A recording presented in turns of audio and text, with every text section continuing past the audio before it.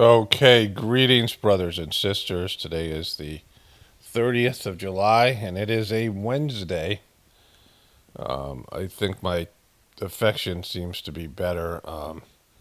I'm doing some extra stuff to try to drive some sort of antibiotics, not the ones I'm taking from the uh, pharmacy, but stuff that kills infections deeper into my gum line, and I think it might be working. So hopefully we'll see some kind of good thing from that. Kind of feeling wiped out. Antibiotics don't. My mom was always very allergic to them, and she was on them quite a bit at the end of her life. So I think that they're not. I don't really deal with them well either, but not whatever. But anyways, that's the update of my health. So this was a video I made called "It Just Doesn't Effing Matter," and I know kind of the gist of it is about how nothing's going to come of this, which is what I've been saying for a while about everything in terms of there's no accountability anymore. But in that, and I want to get this, I'm going to put this in another video today that's going to be up, I guess, Friday maybe. Um, the mainstream media is saying the same things that a lot of people in the truth community are saying. This is where the things overlap, and I'm going to do a whole thing on that. But I just wanted to add this to this video because I've already made the video you're about to watch. I uploaded it 2 days ago, and so it was pre all this kind of stuff with Trump just imploding in Scotland, like just I mean, it's just like silly after he criticized Clinton for not taking the fifth. He's just you have the right to remain silent. He's just killing himself, right? But there's a little bit of an extra thing that happened in the report I did yesterday. The interview on plane thing here. I'll show you this here. The agenda of this president in this summer period is completely smothered by his mishandling of Epstein, their prior relationship, their social links, the first administration, where, as I've reminded you, Jeffrey Epstein died under suspicious circumstances under the Trump DOJ custody, and all the recent broken promises. Now, we have what has become a bizarre turn in a story that for some people on the right was always a conspiracy content thing, but of course rests on a foundation of real crimes, real victims, and at least one person, of course, in prison, the convicted sex. See, the problem that the left always had on this was that they were going through the Me Too era, which was going after powerful men, mostly in Hollywood, and I guess almost exclusively in Hollywood, and some athletes and some whatever, and going after them for abuse of women. But they didn't seem to care about, in Hollywood, the abuse of minors. There was a movie done by a liberal Hollywood female director named An Open Secret by this documentary by this woman named Amy Berg that received critical reviews, critical acclaim, but nobody gave a shit about these kids getting abused in Hollywood, which was, just the whole Michael Jackson type of thing, or all this stuff.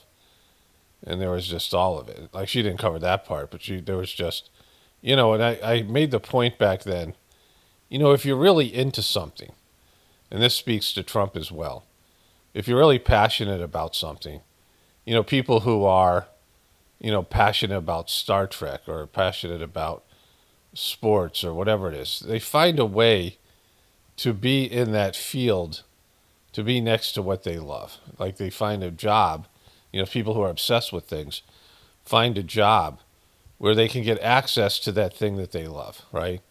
They become sports reporters or, whatever it might be, right? They become, some level agents and things, right?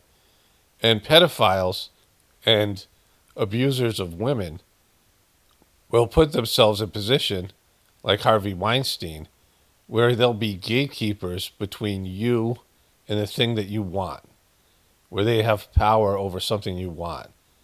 And so Trump did that with Mar-a-Lago and these other things, and buying the beauty pageant, right? That's what he did. He put himself in a position. These women want to win this beauty pageant. They want to, have whatever fame and whatever things that they're trying to get out of being beauty contestants. And he would put himself in a power position over them, where he could walk into their dressing rooms, right? This is an act of a predator. Like he bought that thing to have access to young girls, young women. Miss Teen USA he had, and Miss USA, these, girls that are 16, 17, 18, 19 years old. And Jeffrey Epstein did the same thing, and Trump had at Mar-a-Lago, right? They put themselves in position between these women and things that they wanted. And then they were able to, use their position of power, they had more power and influence and things like this, and access to, whatever it might be, legal teams and, people that could kill them or whatever it might be, right? They have all this stuff. So, that's how people who are obsessed with something, that's how they do it. And Trump did that, right? And so now it's coming out, and it's bad for him because, these guys, this was always a story they didn't give a shit about. The Democrats and the left media didn't care about the abused kids in Hollywood or in the Epstein trial, even though they were into the Me Too stuff, which was about, abuse of women, was the same behavior. It's exploitative behavior. And so now they care about it because Trump fucked himself so bad on this thing. It's so, and his team did. Because, he knew at the bottom of it, he was the most exposure with Epstein than any of these other people. And Bill Clinton's a shell of himself. And so is Joe Biden and these other people. Joe Biden wasn't even involved with Epstein, which is weird because Joe Biden was a total, you probably didn't, totally could have been because he's a creep. But, all of this stuff is heading towards Trump. And now this media that has ignored this and called it a crazy conspiracy theory and didn't want to take it on because it had ties to the CIA and Mossad who owned them, right? But now they see it out where it could be totally put on Trump. The CIA and Mossad will escape any kind of connection. And so this is bad, right? For Trump, he's so fucked himself, and he keeps on doing more damage. Trafficker, Ghislaine Maxwell, Epstein's... Oh, I want it. Ghislaine Maxwell. He said Ghislaine, but they said Maxwell.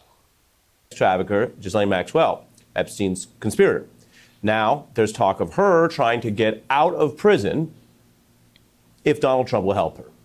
This normally would not even be a thing that we would cover, for example, if she were just asking for this randomly with no other ties to the administration. But this is a Trump DOJ that has pulled her out of prison for interviews, and a president who has done what was previously unthinkable, which is leave open the door to a pardon for this person. You said yesterday your falling out with Jeffrey Epstein was over him taking some of the workers from your business, but your administration in the past said that you threw him out because he was a creep. So can you explain that discrepancy? Okay, this is good because this is what I was saying. They had a talking point on this, and that Trump fired him or broke up with him, the perv bros, because he was being creepy at Mar-a-Lago. And he blew up that whole thing with what he said here. And Trump knows that as soon as he says that I knew that he was abusing girls and he did nothing about it, he's fucked. And he almost is trying to hint at it, saying it without saying it. Yeah, I knew he was doing that, so I kicked him out of Mar-a-Lago. Yeah, but why didn't you report him to the authorities? What kind of fucking man are you, right? You're not a protector of people. So he's trying to insinuate that, yeah, that's what it's about here. He says it here. Said that you threw him out because he was a creep. So can you explain that discrepancy? Well, maybe they're the same thing, it's sort of a little bit of the same thing. But no. See, the little bit of the same thing. So they cut that off. That was an important piece. That, to that clip that was there. Says the same thing, sort of the little bit of the same thing. So, what do you mean? So you saw him and you knew that he was abusing women, young girls, and that's why you kicked him out, but you let him do it the first time, and you waited a second time to kick him out? And so he's so fucked by running his stupid fucking giant fucking Google hole. He's so fucked himself. Like he's a moron, right? And then he took people that worked for me, and I told him don't do it anymore, and he did it. And I said, "Stay the hell out of here." President, did one of those stolen, persons, does that include Virginia Jeffrey? I don't know. I think she worked at the spa. I think so. I think that was one of the people. Yeah, he stole her. Now, saying he stole her, that was bad. That whole thing. When he had the help, and I'm going to get into the golf thing stuff in my next video that I'm making as a part of that. Like, he's just got these people that cheat and lie for him. And so, this is, again, it's an illusion. It's in a delusion that the Trumpers had that this guy was somehow going to stand up to the deep state and that he was different and he was on their side. And all he ever talks about is him, how he was cheated at a presidency and how that wrecked America and how it was treasonous and how the Democrats have gone after him and targeted him. And if they can do it to him, he would say, they're going after me because I'm standing in the way of them going after you. But he's never fucking stood in the way of anybody going after anybody else. Like, he's a pussy and a coward, and he doesn't give a shit about protecting other people. He's not going to sacrifice himself for you or anybody else. Not anybody in his life, not his loved one, not the wives he cheated on. He's got no fucking loyalty. He's got no fucking character qualities. He's a fucking creep. And he's knee-deep in this shit, right? No, he's fucking underwater in this shit, right? With Jeffrey Epstein. And like I said, I don't think he's, I'm going to say in this video, the rest of this video, I don't think the guy's going to get, at least until the midterms. I think this guy's going to do his full term. But, maybe they're unhappy with what he's doing, the people control it. And this just came out organically. But the people want their fucking pound of flesh. And so do particularly the Trumpers and the Epstein people. And he's boxed himself in. Let me go to this other clip. And so, like, the delusion that the Trumpers had, the dumb fuck Trumpers, should be destroyed. There's some people who just won't look at it, right? But, either way, it's, completely fucked. So there was a big earthquake, and I'll show you that in a second, too, which is kind of hilarious. So I don't even know if anything happened. I haven't checked the news today. This is the video that popped up this morning. But Corey J. Feldman, I've got a little video of him. He's made a horrible music video. And he was really happy about it getting 5,000 views. And I bet the majority of Corey Feldman fans are people that are stalking him and harassing him. And he called them the Wolf Pack, and there was some guy, it was the last name Wolf. There's a group of people that are haters of they have a club or a group about Hilaria Baldwin and another one about Corey Feldman. And they're regularly watching my videos about them, right? Because they came back around. But Corey Feldman was upset that they weren't listening to him and making him part of the Me Too thing. He was trying to get this whole thing where he was the voice for the kids who were all been sexually abused in Hollywood. But why wouldn't, and I agree with Corey Feldman, not him, because he's like, he's a disaster. But why wouldn't the Me Too thing include sexual abuse of kids? They're going and cleaning out the swamp in Hollywood, and they're going after various people. And the ones who got burned, like Louis C.K., who did sort of lesser stuff, were the ones who had owned up to it. The ones who didn't and went away, like Jimmy Kimmel's and Woody Allen and some of these other people. Woody Allen's one of the worst ones, and he was friends with Jeffrey Epstein on top of it. Right? Married his stepdaughter, or whatever it was. His wife's adoptive daughter. And so just weird fucking shit, Woody Allen, and it's weird shit in his movies, where he cast himself as a man having an affair with a 15-year-old Mariel Hemingway, where her first ever kiss was with Woody Allen on screen. And, a woman came forward who said she was 16 in New York and she had an affair with Woody Allen at that time. Like she was the inspiration for that movie. Like just fucking creepy guy, but he just, Hollywood protected him and some of these other people, and some of the other people didn't. But why not go after all the stuff with to do with the kids? And, all these things, and the Epstein thing as well. But now all of a sudden, because Trump has fucked himself on this thing, this has happened. So this woman's a banker and a real, she always looks like she's wearing like human skin. Like she's some kind of ghoul or something who's put on human skin. It is day 191 of the second Trump administration, and the pressure surrounding the Jeffrey Epstein investigation is going one way, up. The House Oversight Committee has officially rejected Ghislaine Maxwell's request for immunity in exchange for her testimony to Congress. The committee subpoenaed Maxwell last week as part of what it calls an investigation into the federal government's handling of the Epstein case. Maxwell previously said that she would not testify without immunity, but her attorney says there is another path that could convince her to cooperate. Can you guess it? It's an act of clemency from President Donald J. Trump. DOJ officials have declined to answer questions about... She stole my Donald J. Trump thing. ...whether they are considering a pardon recommendation. The back and forth between lawmakers and Maxwell is just... So the reason I'm showing this popped up on my phone this morning. The reason I'm showing this is because Trump's fucked on Ghislaine Maxwell as well. Really bad. Because if he pardons her, well, that's fucked. Right? If he pardons her and she leaves him out of it, it's already, these guys are all, that's going to be she's not telling the truth because Trump's obviously involved. If he doesn't pardon her, she's the one with all the information. And she's now at the center of this thing. She was Jeffrey Epstein's, she knows where all the bodies are buried.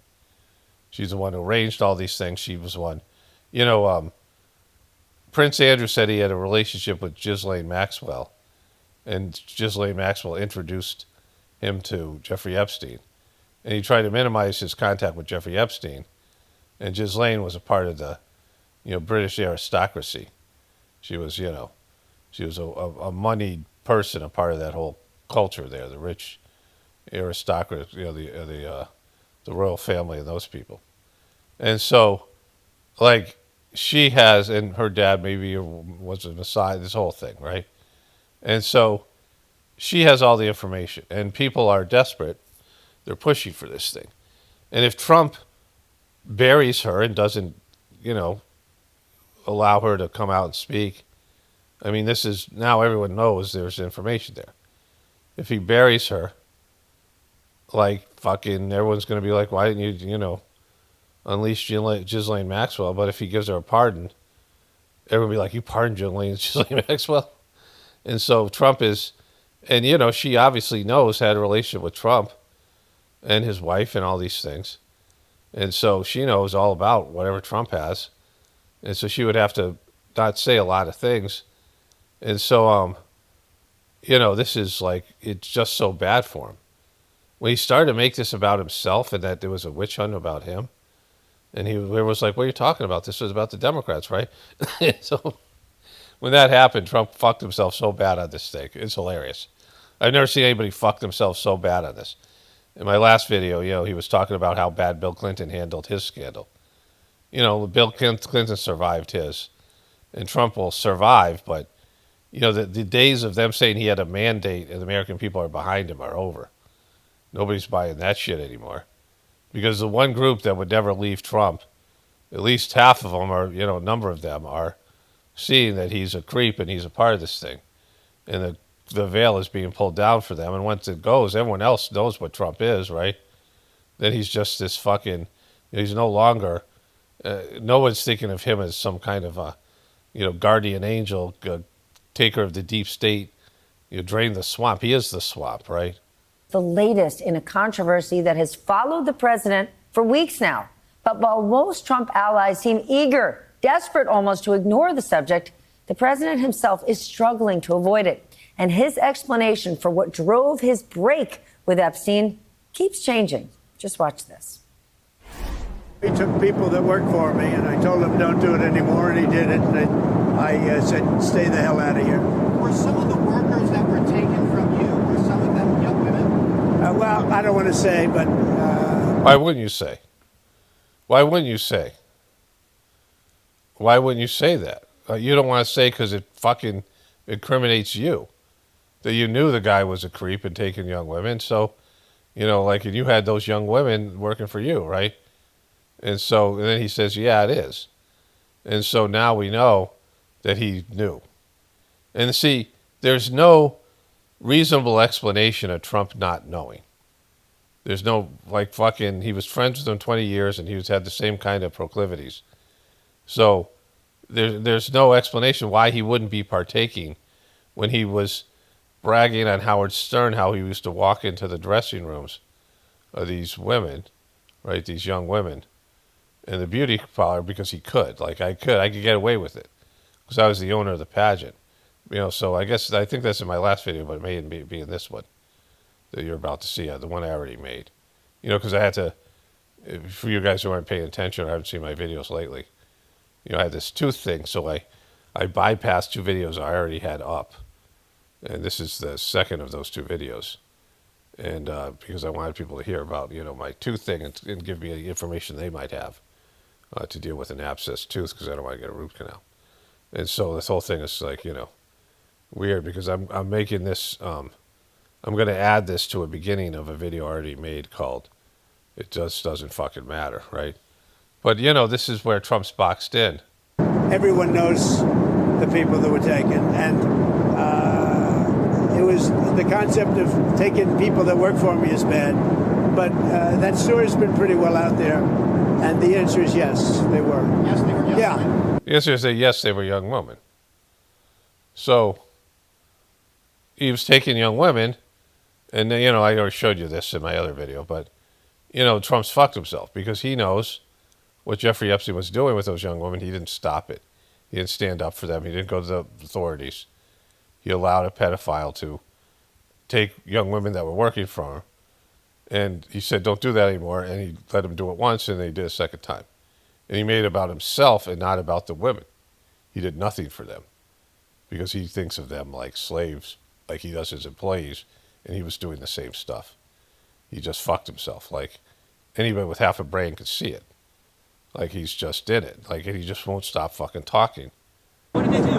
In the spa. What kind of jobs? In the spa. Yeah, it's people that work in the spa. Did one of those stolen, persons that include Virginia Jeffrey? I don't know. I think she worked at the spa. So this has been an audio. We didn't see him.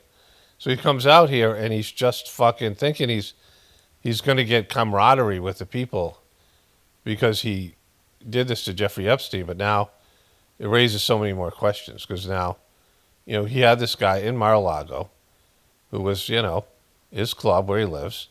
They both lived in West Palm Beach in New York. They both traveled to both places. It's a short plane ride from Mar-a-Lago to fucking West Palm Beach to Epstein Island, a Lolita Express. And the guy keeps on talking, thinking he's going to win people over. And they're not, because they're like, you knew? I don't know what the Trumpers are doing with this, but he keeps on fucking himself, right? I think so. I think that was one of the people. Yeah. He stole her. Trump isn't the only one who cannot move on from Epstein. A new Washington Post poll shows that an overwhelming majority of Americans across all political spectrums, they want the Epstein files released too. Meanwhile, so this is bad. Like these numbers are horrible. And it isn't about just the files. Like they want, now this has come up and it became something where the Democrats who didn't give a shit about this now realize this is 90% of people want Trump fucking. Democrats want Trump fucking and held accountable. Independents, probably a lot of them about this is about Trump. And maybe some of these are people actually voted for him. And these Republicans the numbers have always been high for them. And so, like I said, Trump is the big fucking fish. He's the whale here. late tonight, the Senate voted to confirm Emile Bovee to a federal judgeship only hours after a third whistleblower claimed Bovee misled lawmakers about his handling of the Eric Adams corruption case. And remember, last month, a whistleblower came Look at this fucking guy. Like, these people are all, like, none of them look like a human being, right? They all look like some kind of tortured golem, right? They're all fucking, like all these people in politics, and they're all. I mean, there's never somebody like. I guess you have this with Gavin Newsom, but most of them they look so like all. And I'm talking about not just the big ones like the presidential candidates in the Congress, but people who are in these governmental positions. They all look like there's some kind of fucking creep in a fucking horror movie or something, right? That said Bovee told DOJ attorneys that they may need to tell judges to, quote, F you and ignore court orders blocking Trump's immigration agenda. Just 2 Republicans voted with Democrats against this nomination. They were Senators Lisa Murkowski and Susan Collins. With that, let's get smarter with the help of our leadoff panel. Let's get smarter. I'm letting this go a little bit longer than I need to, but like I wanted you to see this. Let's get smarter. That's what they're talking to their sheeple audience. Hey, you fucking brain dead sheep, let's get a little bit smarter by having information you didn't have before that you won't be able to retain because your brain fucking's too small and your critical thinking skills don't exist. This evening, Vaughn Hilliard joins us, NBC White House correspondent, Melanie Zanona, Capitol Hill correspondent for NBC News, and John Allen, senior national politics reporter, also for NBC. Mr. Hilliard, let's start with you. The president. Is Melanie Zanona wearing a wig? The president's latest comments about Epstein's conduct at Mar-a-Lago. How exactly is the White House responding to this? Because I cannot imagine. I'm getting smarter. I'm getting smarter right now. Anyone there is. Hey, honey. Yeah, honey. Yeah, I'm getting smarter right now. They have a segment called Let's Get Smarter, and I'm watching it, and right now I'm getting, I think I got more IQ points. Yeah, I know it's happening. Let's get smarter. Excited to hear him talking about a former employee at his spa who Epstein stole, and that very woman was one of the lead accusers against Epstein and his ring. And to pay acknowledgement to Virginia Giuffre, who we're talking about here, one of the many women who has come Giuffre? forward. She died by suicide this spring in April. And her family, Stephanie, in a statement explicitly said in the end, the toll of abuse is so heavy that it became unbearable for Virginia to handle its weight. That is Virginia Giuffre. That is the woman who Donald Trump was talking about today as being taken, essentially stolen, in his words, from working at his spa. Now, she did... Which, they have these girls that are like a stable, they're CIA assets. They have this, they made a movie about the Russian Red Sparrow ones. These girls that are basically sexually abused, and, these MK Ultra girls, the beta kittens that were used as sex slaves, and they were used as spies, and, Mossad and these, intelligence agencies. And they're, traded back and forth, and they don't have any lives, they're property. And then there are assets that are taken off the board if they become exposed. And she was with Prince Andrew and these other people. Then she gets Epstein. The whole thing's a fucking mess, right? Just let this guy say one more thing and then we're done here. Sit down for a deposition back in a defamation case that she filed against Ghislaine Maxwell back in 2016. And she said she had been working at Mar-a-Lago for 2 to 3 weeks. And that is when Ghislaine Maxwell approached her and ultimately brought her into what was a sex trafficking ring and abuse by Jeffrey Epstein. And I think... So she'd been hired at Mar-a-Lago for 3 weeks and then was recruited by these, Mossad CIA agents. The whole thing, right? This hits at the heart of the fact that Donald Trump, the sitting president of the United States, has more of a story to tell than he has told. And to what extent was there criminal wrongdoing by the president? Not clear. Those allegations... Jesus Christ, it's totally clear, you fucking moron. But he does. He has all that stuff, right? He has it. He was in this thing. If he has to testify, they should put him under oath. Like I say, they won't because they could in 2 years or whatever, the midterms. But, either way, he's so fucked, right? Because he knows at some point he knew Jeffrey Epstein was into this stuff, and it's going to be early on. Like, he's going to have to perjure himself because if he told that he had a relationship with this guy for 20 years and 3 months into their relationship or 2 weeks into it, he knew about Jeffrey Epstein and young girls. And he said it in a fucking, in an interview, Jeffrey Epstein likes them young girls. because in their world, they get away with this, right? So that article that was about Jeffrey Epstein, and I should pull that article up from my next video.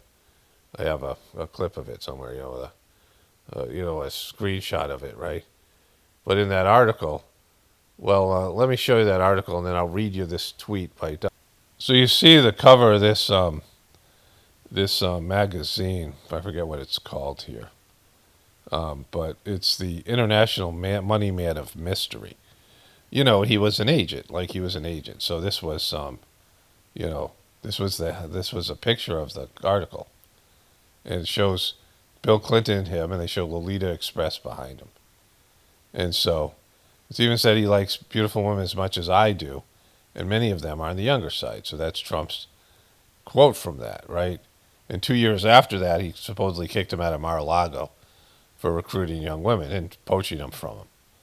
And one of them was the biggest woman in there, who itself is suicided and been Epstein. And so, this is, Trump's fucked by this thing. And so, Jesus Christ. And so, the other piece to this is, here I have this on my phone last night. I took a screenshot of it. I gotta find it here. So Trump was on Twitter. Donald Trump, the real Donald Trump. Due to a massive earthquake which occurred in the Pacific Ocean, a tsunami warning is in effect for those living in Hawaii. A tsunami watch is in effect of Alaska and the Pacific coast of the United States. Japan is also in the way.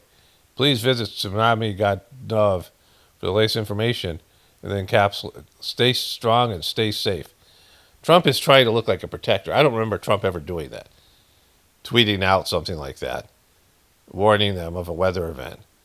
I think Trump's doing everything that is possible. There was a time where Tom Hanks was taken on the chin for, I covered this. I was one of the first people to cover this.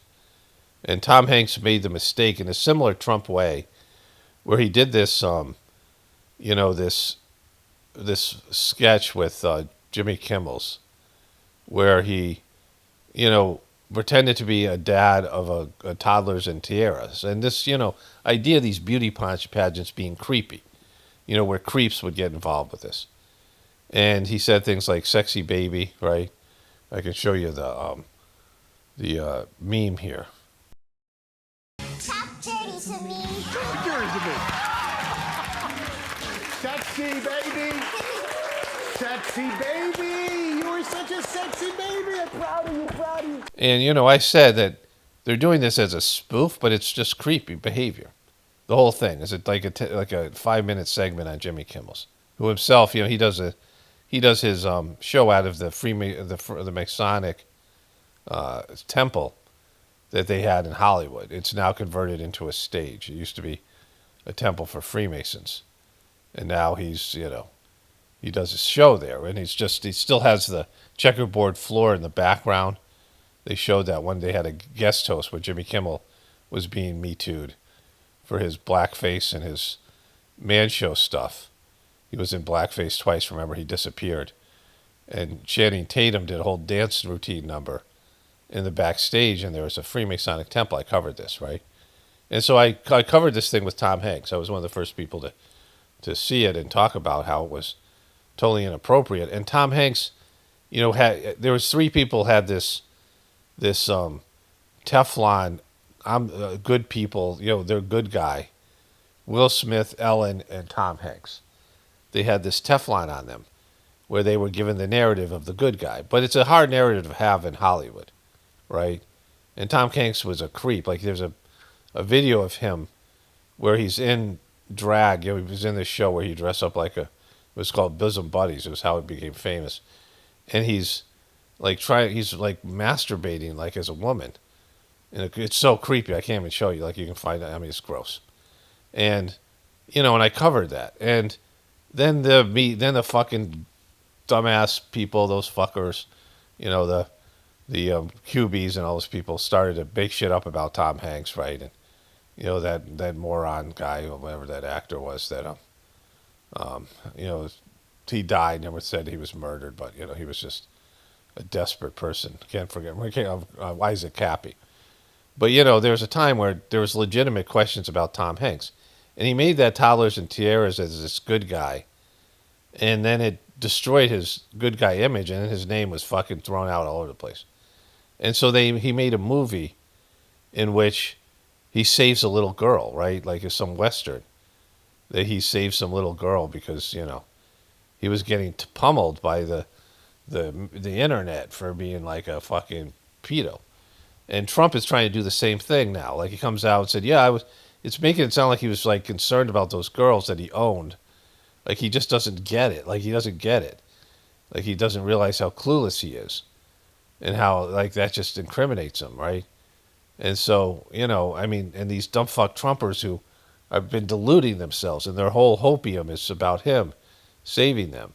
You know, it's how they felt, the Tubies felt when he turned on them after January 6th.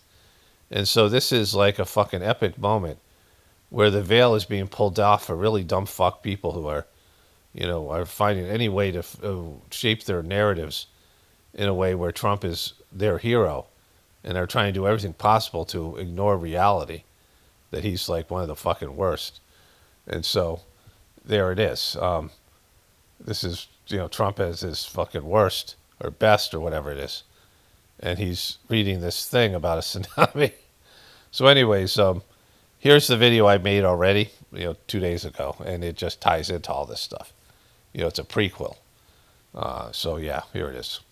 Okay, greetings, brothers and sisters. So I just want to do a little introduction here. So 90% of the truth community is 90% there. Like I was thinking about this today. You know, again, these are just me throwing out guess statistics. But what I mean by that is there's two things that maybe separate this channel from all the other ones or most of the other ones. The first one, there is other people who are so-called black-pilled, which I think is a derogatory name because things are either true or they're not. And there's no reason to call something, you know, you're black-pilled or you're blue-pilled or you're red-pilled or you're, you know, you're this kind of truth or you're that kind of truth. There's just truth that, you know, being right about the truth or being wrong about it or some percentage of right or percentage of wrong. But the system either can be saved or it can't. And I think pretty much everybody can see it can't. They don't want to say that. They can't admit it. So it becomes a coping mechanism because they can't deal with what they're seeing.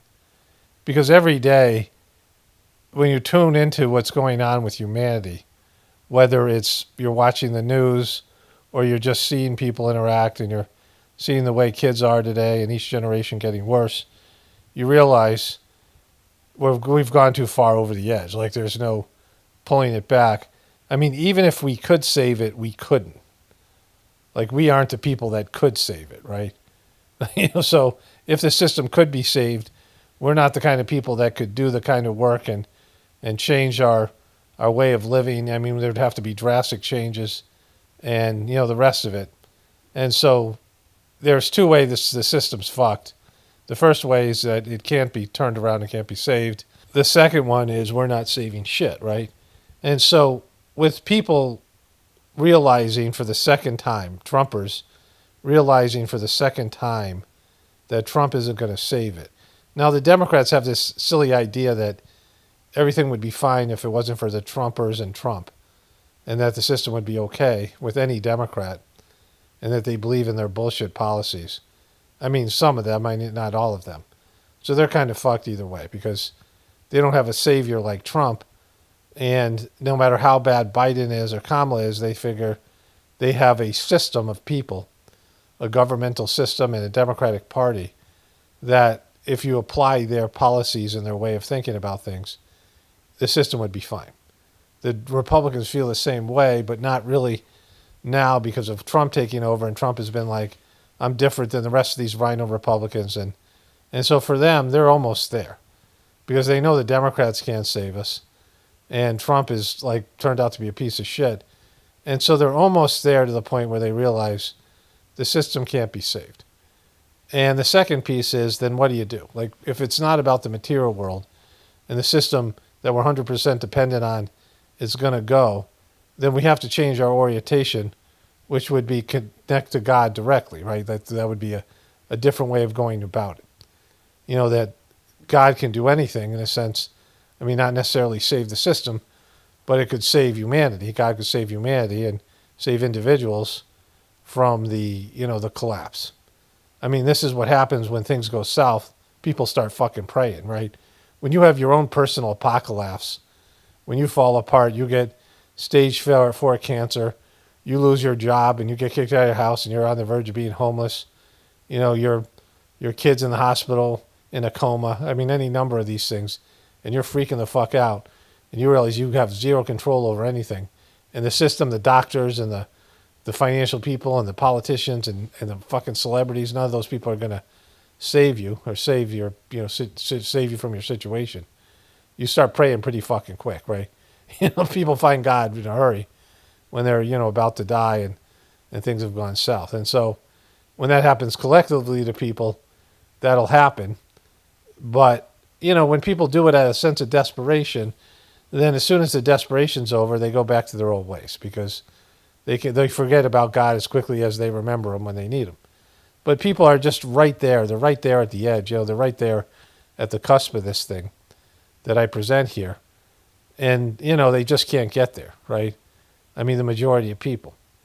Some people can accept the system is fucked, but, they can't accept that they have to change and that they have to connect to God and change their whole orientation and give up some things and be able to adjust, not just to save the system because it can't be saved, but to live in a way that, is the right way to live and help start us on a path of redemption. Because the sooner we accept that, this system's fucked and that we have to do something differently, the better it is for us personally and then everybody else that follows us, future versions of ourselves and our children and grandchildren. Because when you start moving towards the right direction, when you're going in the wrong direction, then you have less of a journey when the shit hits the fan. And so, I can say this till I'm blue in the face, but I can see people are, they're just desperate enough to consider what I'm saying here. And again, it's not my message. Like, who gives a shit about me? Like, what difference if it's me or somebody else?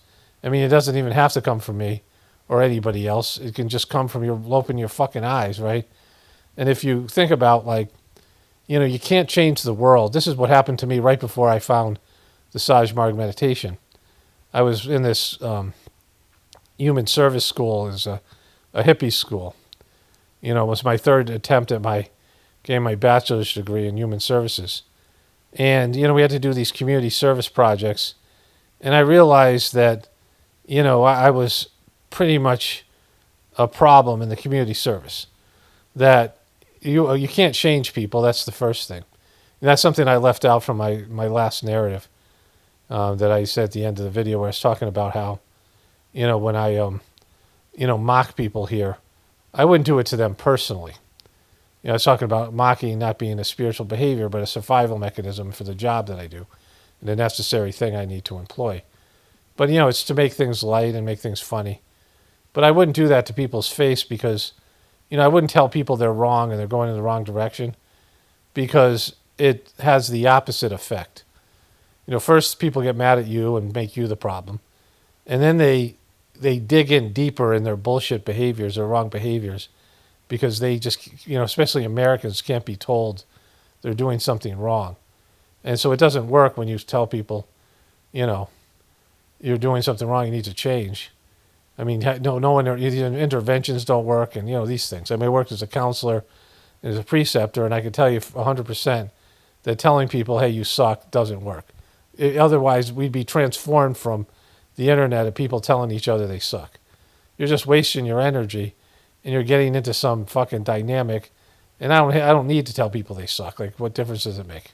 I mean, the fact that I know they suck, like that's good enough for me. It's not that I have to, tell them like I get something out of telling them, right? But there's a way that you can get there, and it's not something I could prescribe as a method. People have to figure this out on their own, but it can be done, which is you realize that you can't change other people. You just can't. Like, it's not. You might affect other people positively, But that's only by their choice. They're in control of that choice. And so you might change people, you might not, but mostly you're not. And it's not anything that you can do or not do. It's them. It's something that has to come from them. And it has to be something that's not only their choice, but their destiny. And some of these, there's a lot of factors at play. But you can change yourself. And then how do you do that when the psychological method is pretty shitty? I mean, it's not great. It's good at identifying the problem, just like allopathic medicine is good at diagnosing a problem, but shitty at curing it. And so what's the other options? Well, that's to connect with the divinity within you and start embracing the part of you that can evolve into something better. That everyone has a, best version of themselves buried inside their soul or their soul. I mean, it is their soul. It is your soul. And when you fully express that, then you're a saintly being. And you think about the people, the various saints that have come out from all these different traditions, spiritual people. And if everyone was like that, well, how would society be? If everyone was on that level, and everybody can be on that level and beyond. Many of those highly developed saints were only on the first rung of spirituality. And so it's right there for people to realize. It doesn't take much, but it just takes a willingness to change and adapt. And I don't know how many people, I mean, there are a lot of people that's not even an option. They're just, they're marked down for extinction. Like there's going to be some number of people that there's no option for them. That's just, and it could be me. Like it could be you. I mean, I'm not saying who it is and who it isn't. But, most of the people that have some ability to change, when you get older, it's a little tougher. But certainly the young people can adapt. And some of the old people can guide them for some period of time. But, it's whatever. We'll see how all the things play out. But there are people that can get there. And, I don't see it happening very much, at least in terms of my limited experience. The show is interesting right now. Like, I always find things collapsing funny. There's just something funny about it, like I talk about in many of my early videos. That's why I have Apocalypse now. And I can find humor in the Apocalypse, and that's not an accident. Me doing this and me being able to find humor in it. But, there's also other things you could be doing. Like, you can't just laugh at what's going on and, have a party like it's 1999 and, wait for the collapse. There's other things you can be doing. And, making use of your time. Because, setting yourself up for your next incarnation because you're going somewhere. I mean, people don't believe in a soul, they don't believe in a soul. There's nothing you can do about that. But if you believe in a soul, you really believe in reincarnation. The place that discovered, ancient India where they discovered a soul, it came with the idea of reincarnation. That was part of that discovery. And so all these other religions hijacked that idea, plagiarized it, plagiarized the essence of this, like the first religion. And, religions are religions, but there's some truth in it. Certainly the soul discovery is a big part of that. But, even if you just start thinking about it in some way, kind of way, like just, spend less time worrying about what the fuck is going to happen with Trump and, all these other things that are happening, and just think about, the possibility of a collapse and, what you can do and what you can do to prepare and, whatever that might be. I'm not saying quit your job or, I'm not giving advice, but, find some kind of, time and energy to put into it and just pray to God for the answers. I mean, basically just connecting to God and pray to God to help direct you in what you need to do. I mean, every person, again, I'm not advising people to do that because you can't do that. You can't, I don't advise people because people reject all that kind of shit, and I don't want to be, responsible for their decisions, and people are going to make their own decisions anyway. But something, right? And the first part would probably start with connecting to God in some way, whatever way possible. And then, maybe look for a better connection and a practice to help you refine your skills. But people can communicate with God, and God can direct you in the direction that you need to go. And that's, that's a big change that people can undergo. And people are like so close, but they just can't get there. Anyways, that's it for now. Today's Sunday, July 27th. This video won't be up till like Tuesday or Wednesday. I don't know. I'm kind of ahead on my videos. Anyways, I'll continue on with some other stuff here. Okay, so let's start here.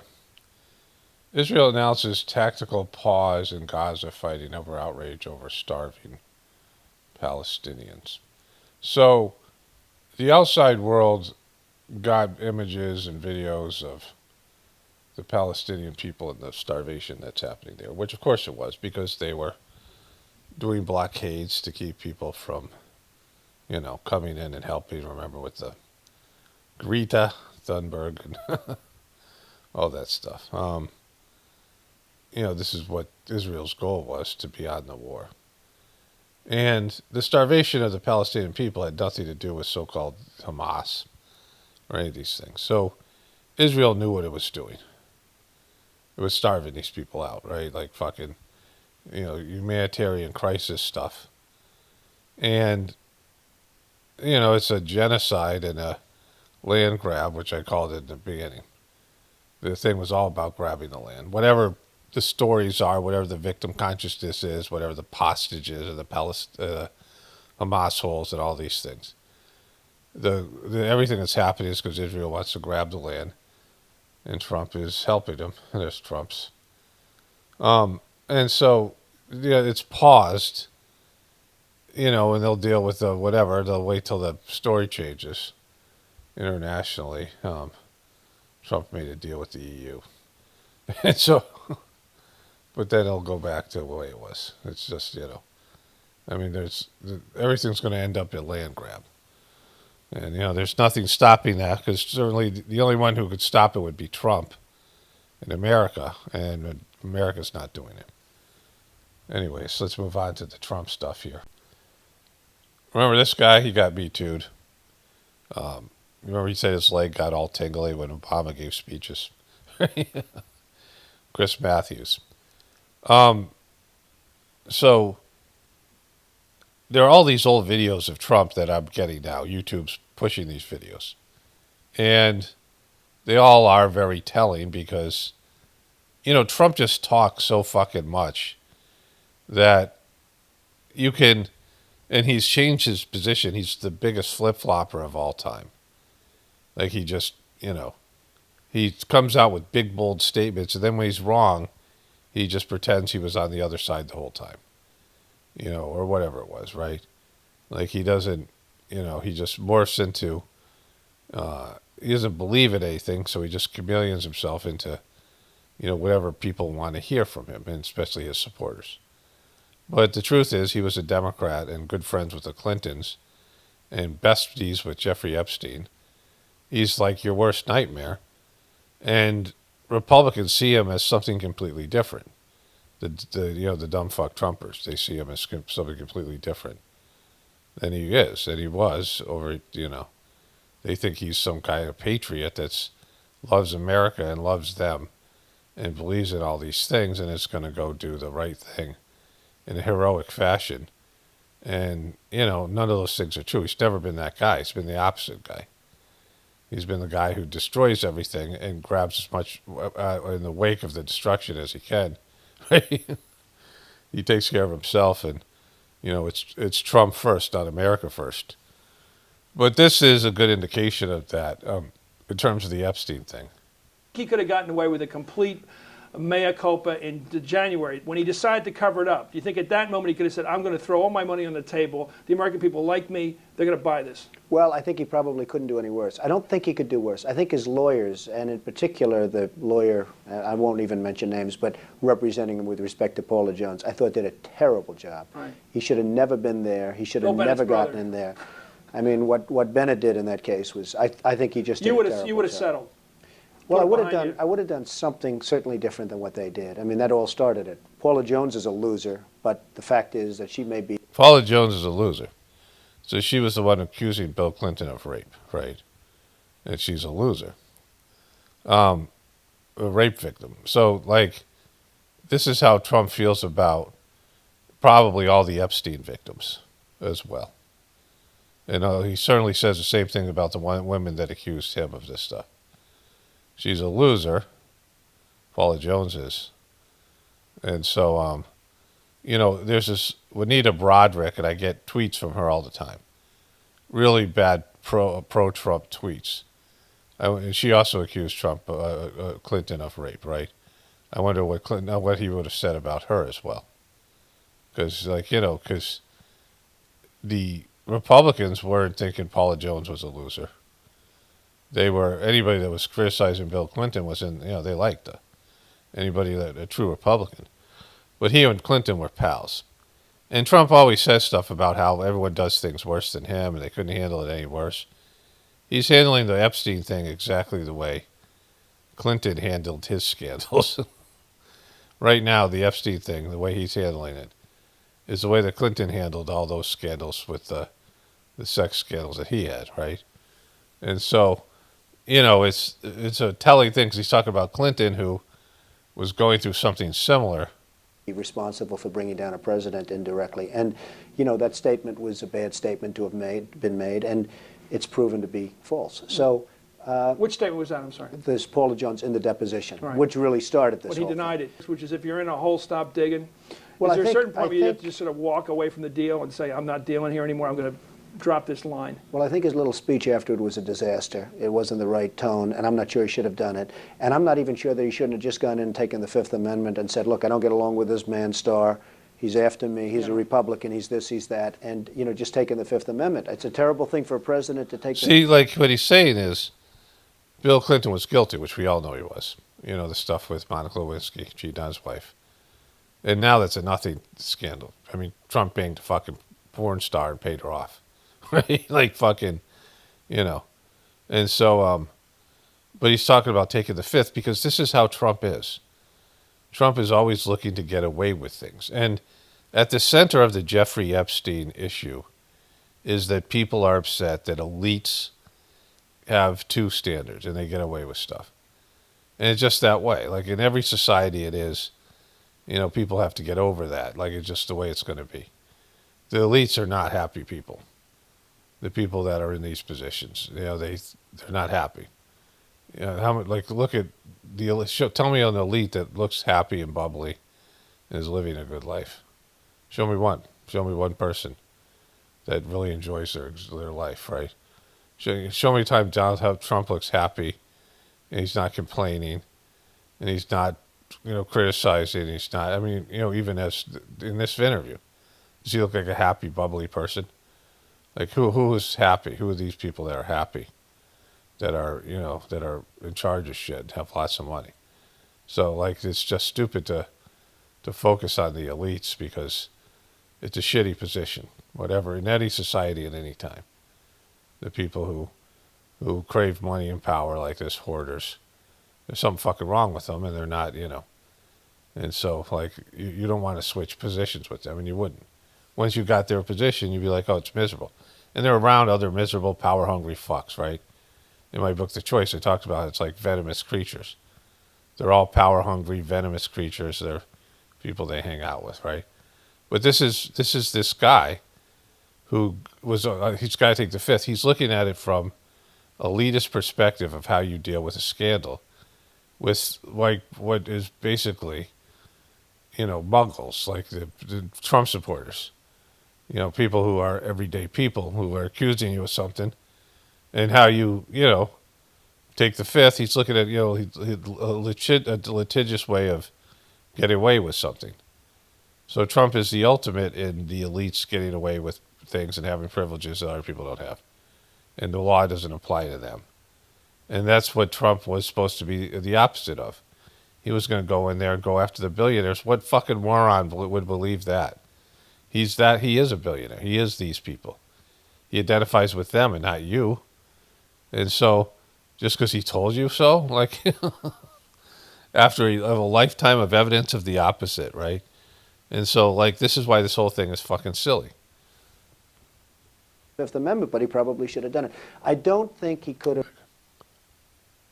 A Republican, he's this, he's that, and just taking the Fifth Amendment. It's a terrible thing for a president to take the Fifth Amendment, but he probably should have done it. I don't think he could have done any worse than what's happened. It's such an embarrassment to him. I mean, I see him walking around. It's like a terrible embarrassment. This is you're talking about embarrassment. Being tied to Jeffrey Epstein the way he is way more embarrassing than anything that Bill Clinton did. Bill Clinton's stuff was consensual, right? I mean, it's, he was accused of rape by 2 women, but the big scandal was Monica Lewinsky. But what he's accused of, Epstein, I mean, it's just the lowest of the low, right? And you think when you see him doing this, what comes to your head as a businessman about the miscalculation he made? Well, it's just that there are so many miscalculations, and he's had such bad advice. It's just been so badly handled, and it's pretty scary. He's really been a Teflon guy. They compared him with Reagan with the Teflon, Sure. and he has been a Teflon guy. That Teflon has exploded all over the place. So, speaking of Teflon guys, but Trump is always, he's a lot sharper then. You can see he was a lot better then than he is now. And everybody, they loved him. Like Chris Matthews, they loved him at NBC. He worked for NBC as The Apprentice, and then he would go on these shows and, all these other things. You know who else loved him? This is Trump. Now let's get into some things. The Reform Party, by its name, means reform. You will be leaving, if you run this, you're leaving what? The Republican Party, I believe. I'm a registered Republican. I'm a pretty conservative guy. I'm somewhat liberal on social issues, especially health care, etc. But I'd be leaving another party, and I've been close to that party. Why would you leave the Republican Party? I think that nobody's really hitting it right. The Democrats are too far left. I mean, Bill Bradley, this is seriously left. He's trying to come a little more center, but he's seriously left. The Republicans are too far right. And I don't Too far right. think anybody's hitting the chord. Not the chord that I want to hear, and not the chord that other people want to hear. And I've seen it. Plus, I think there's a great lack of spirit in this country. What's happened over the last 4 years is disgusting. And He ended up being a Democrat and converted back to being a Republican in 2009. And so he was back and forth between the two parties. He paid both parties. I just think there's a tremendous lack of spirit, and I think the spirit has to be brought back. Do you have a vice presidential candidate in mind? Well, I really haven't gotten quite there yet. It's I guess it's just Oprah. I love Oprah. Oprah would always be my first choice. Oprah. Oprah. See, Oprah loved Trump back then. Now, it's funny because right now he's trying to prosecute Oprah for her taking, kickback money or that whole scandal stuff with Kamala Harris. This is how this whole thing goes, right? They love each other till they don't, and then they turn on, this whole kind of thing. But you want Oprah to be his vice president. That guy can't be the guy that the Republicans want now. You can't change that much and be a person of substance. You can't be somebody who was a Republican, then was a Democrat, and then, all this stuff is about being a centrist, which he's talking about here, not being an extremist on one side or the other, and want Oprah Winfrey to be your vice president, and then be the kind of guy that the MAGA people think he is now. You can't make that kind of changes because it means that you don't have any kind of really beliefs or anything. And I've said this since the beginning. These videos are coming up left and right, like who Trump was before. And they won't see it. That's the thing. They're so in denial. The Trumpers will never see it, who he really is, right? That how he is the opposite of what they think he is. And he's been able to con them into believing that because that's what politicians do. And people like him, famous people, they're just, everything's about them surviving or thriving, and they find whatever lane and they morph into whatever they have to morph into. They're actors and pretenders because they don't care about the things that they say they care about. They care about themselves. And, Trump has always been able to just say things like this.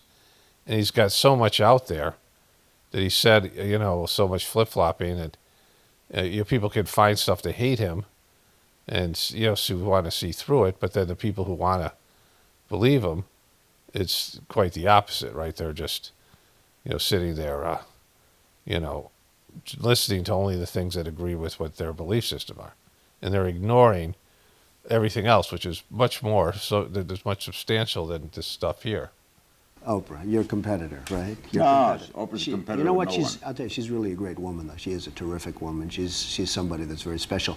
I have not even thought about it. I guess we'll see. We'll see. Maybe that's part of the whole process. Would she be I mean, kidding aside, that you might I think mean, if about? she'd do it, she'd be fantastic. I mean, she's popular, she's brilliant, she's a wonderful woman. I mean, if she'd ever do it, I don't know that she'd ever do it. She's got. You'd ask her. She'd be sort of like me. I mean, I have a lot of things going. She's got a lot of things going. What a ticket in terms that would of that would be a pretty good ticket. But she's a very exceptional woman. What makes a good president? So what if he had run then with Oprah Winfrey? Like Trump was contemplating running for president, and his first VP pick was Oprah Winfrey. And like, you know, that doesn't give you pause as a fucking Trumper. And how he's praising her, right? The opposite of what the Trumpers believe. Like he's all over the fucking place. You know, and the biggest thing is how big friends he was with Jeffrey Epstein. Well, I think the leadership qualities. You know, the sad part about President Clinton, who I happen to like a lot, but he could have had a great presidency if the whole thing with Monica and Paula Jones, and the worst of all is, you know, Linda Tripp. I mean, this woman, where she came from, I have no idea, but this is the woman from hell. But he didn't have anything to do with Linda Tripp. No, he didn't, but she always seems to surface, and she's just became a part of the administration. But can't you say in all honesty? He says he liked him a lot, right? He liked Clinton a lot, right? All these people. So, you know, where did he all of a sudden not like him? You know, what do you think? He just woke up one day, he was a right-wing Republican. He did the same thing with the truth community. He flirted with them. You know, he flirted with the right-wing people, went to Alex Jones. Because Steve Bannon told him to do it. He just morphs into whatever he morphs into. He's not, you know, he's a chameleon. He's not a belief person. You know, for him to be the kind of guy that the Trumpers want him to be, he'd have to be a person of belief. He'd have to believe in what they believe. Like he'd have to be a person has passion for those ideals. He doesn't care about any of it, right? He cares about Trump. Honesty, as Reagan asked when running against Carter, haven't you done better under Clinton? You, well, Donald Trump. You know Would what? say That's you've true. done a The lot truth better? is that Rubin and Alan Greenspan and, you know, those appointments It's were on his terrific, watch. and it is on his Terrific. watch. And the sad part is, and what I'm saying is that he could have gone down as a really very good and So maybe you'll even a admit great you have president. done well, and the country's done I have very done well, and the country's done well from an economic standpoint. There's no question about that. And now you're going to see what happens over the next period of a year, because So what he's saying there is the economy is amazing, and Trump was an amazing president, and he appointed Alan Greenspan, that fucking guy, and that was an amazing thing, and he's done well. Are you better off now than you were 4 years ago under Clinton? And he would say yes. But the scandal wipes all that out. He would have had an amazing presidency if it wasn't for the scandal. And he says, let's forget about the scandal and look at all my success, which isn't success. His policies are a disaster. And with COVID and the fucking, you know, the end of his last presidency and the start of this one, he's a disaster, right? And he's had one scandal after another. And he's mishandled all of them. And so, you know, he's criticizing himself in the past, right? Everything that he's trying to argue in the present is stuff that he's slamming Bill Clinton for here. I mean, this is just fucking wonderful. Like, it shows you what a hypocrite he is, right? you know, when the election takes place, if things aren't doing well, Larry, your Reform Party candidate has a major chance of doing something major. So you have to see what happens. Why does Gore inherit this character question? Well, Gore is a man that I've said before is a very underrated man. But if he keeps going the way he's going, which has been terrible, he's no longer going to be underrated. What's he doing wrong? Nobody knows. It's just, I think he's relying on too many people. I think he probably raised too much money, and therefore it's being taken away by too many different consultants. I mean, everybody's got a piece of him. If he'd just go back to being the regular guy that he was, I think he'd do. I mean, he got to be vice president of the United States by being Gore. And now, all of a sudden, you have 15 people tugging on his shoulders and taking money from his... He doesn't know anything. He's just making stuff up. Like, he doesn't know anything about Gore. Like, he's just... various contributions. I mean, if he spent $20 million, I've spent exactly $20 million less. And what do you want in a president? You said, okay, Clinton could have been a great president, not for the character issue, and you're saying the character issue... Well, I think it's very important. I mean, Ronald Reagan, to me, was a great president. And whether you're liberal or you're conservative, people really view him as a great president. He'll go down as a great president. He was an actor who believed in nothing. You know, Ronald Reagan was a horrible like a B-level actor, and he became governor of California, completely handled, completely controlled, just performing. He was acting as he's a B-level actor pretending to be president, like that guy who was in that movie, the Independence Day, whatever that guy, Bill Paxton or Bill whatever his name is, Pullman something, like just a B-level actor in a B-level movie, and that's what Trump is, right? Trying to be performative, but like with Trump, it's just the opposite because, Reagan did have Teflon, like and he appealed to a certain level of people, but Reagan didn't have the scandals and wasn't like he went senile at the end. For 2 years he had Alzheimer's, which they admit now, and they couldn't do anything with him, right? Like they just hid him away, like Joe Biden, but worse.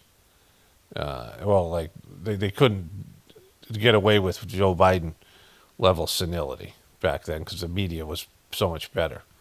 They weren't great, but they were better than they are now. Not so much for the things he did, just there was a demeanor to him and a spirit that the country had under Ronald Reagan that was really phenomenal.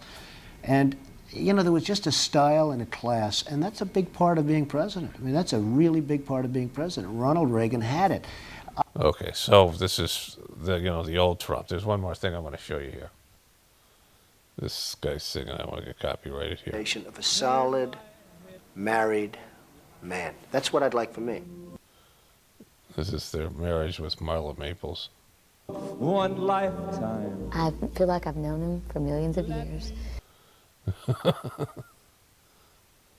And having a baby, not having a baby and getting married. So why didn't you marry her right away when you found out she was pregnant? Why did you Indecision. Indecision. Really indecision. I was like, you're destroying my reputation again here. It's already happened once in just loving you. Look what happened just because I loved you. And now, not to be married before you have the baby? Oh my God. But in terms of the personal life, to me, it's a more difficult decision.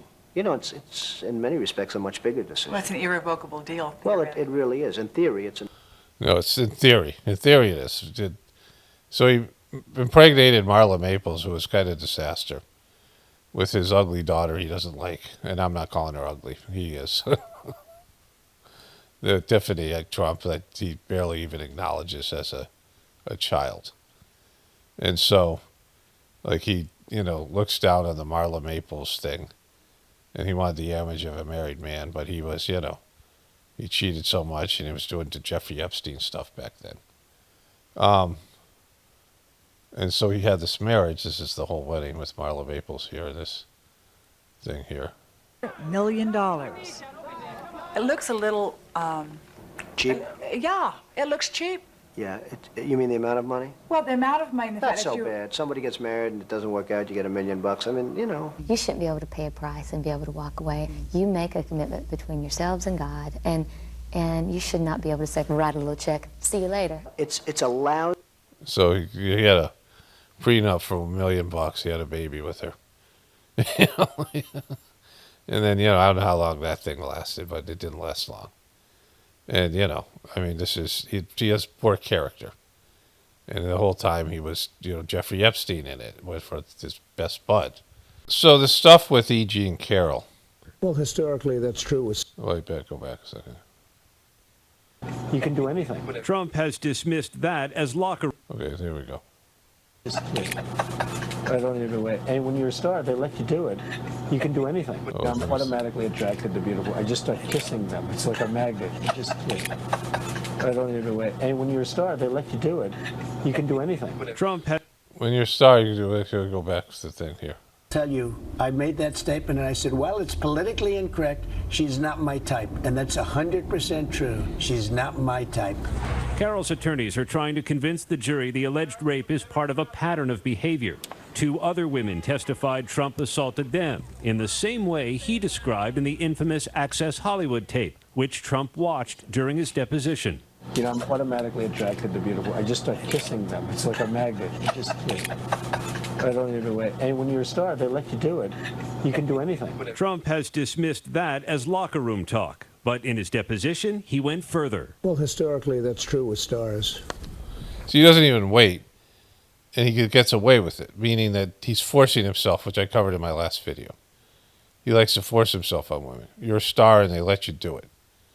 They let you do it. Like, he's not, they don't want you to do it. They're not consenting to you doing it. They let you do it. They let you just go and maul them, and whatever it is, whether they like it or not. And this is what Trump would, stand over these women, intimidating them, and do whatever it is, right?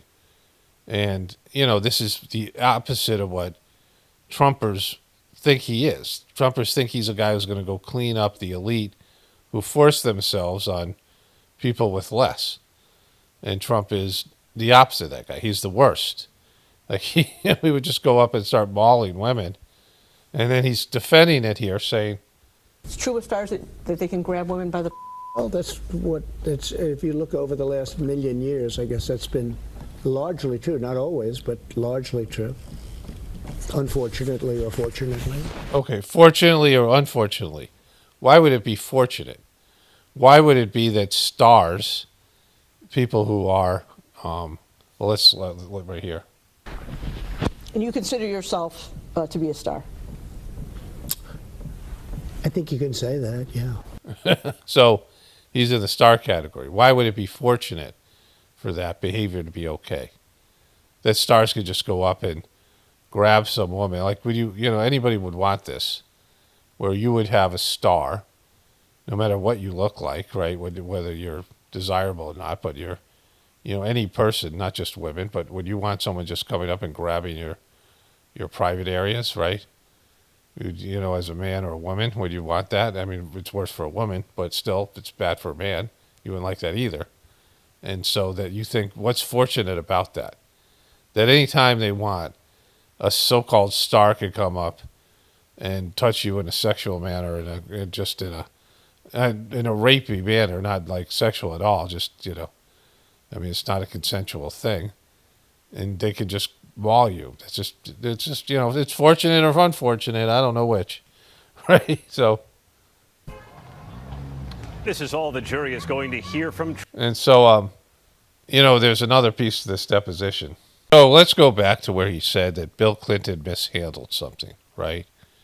Now, Anderson Cooper interviewed E. Jean Carroll, and I'm not sure what was said. I could find that video clip.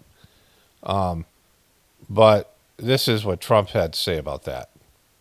He was very upset with and then she came back and she was a much different woman in the second half, so to speak.